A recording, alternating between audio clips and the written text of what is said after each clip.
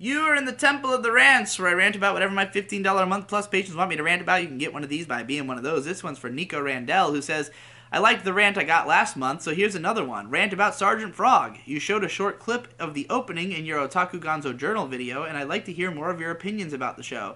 I've seen most of the show, and I do think it's worth watching, at least for the first 50 to 100 episodes. After that, the show slowly becomes less interesting. You can also rant about the manga, the movies, the Flash series, or characters if you have anything to say about them. Now, I had not actually seen any of Sergeant Frog before getting this rant request. I have had it on my plan to watch list for a long time because my old buddy Don-san was a huge fan of it. Jesse, Endless Jess, is a fan. He's got a poster of it in his room, and every time I see that, I think, I should get around to watching Sergeant Frog. But it's one of those, prohibitively long. It's like 160 episodes or something like that, maybe even more.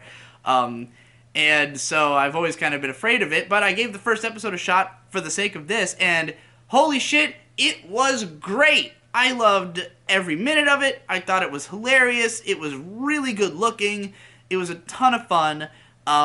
So Sergeant Frog is a comedy series about this alien frog who wants to invade Earth, but he ends up living with just a typical Japanese family, and hijinks ensue. So you've got like alien technology kind of stuff. I guess it's a little bit Doraemon-esque in that sense.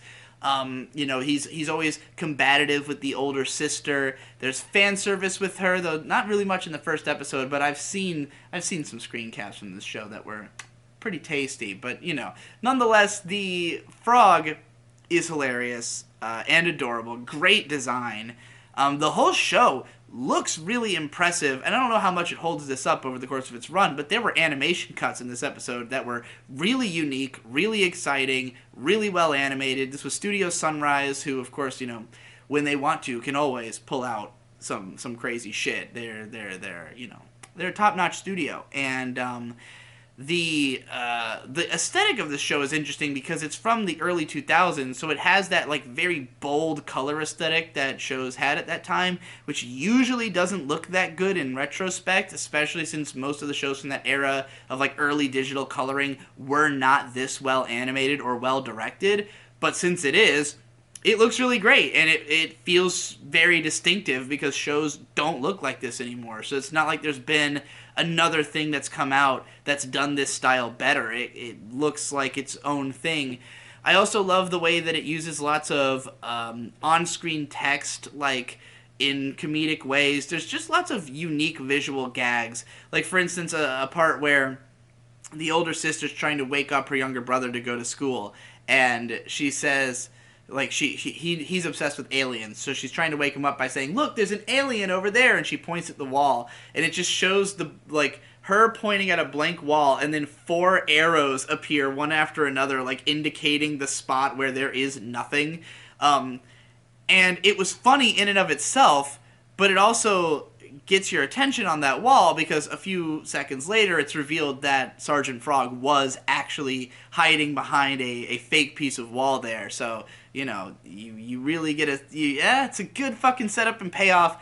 The whole thing's full of that. It's very fast, energetic. It's got that hyperactivity that was popular in the early 2000s in shows like XL Saga, but it's a bit more grounded. It's not just totally random shit. It's more that the gags are just delivered in a very visually resplendent kind of way. And yeah, man, I would love to watch more of this. I would probably watch if I really got into it, I'd probably watch it all. I thoroughly enjoyed it. I definitely want to see more. I want to know about all the other frogs, whatever new characters might get introduced, just generally, because this episode felt like a show that couldn't get stale in a way. I mean, I'm sure after enough episodes it will, but it just didn't have a formulaic presentation. It didn't feel like something where it was relying too much on just the basic personalities of the characters. It was that like this is more of an anything could happen kind of gag comedy show. So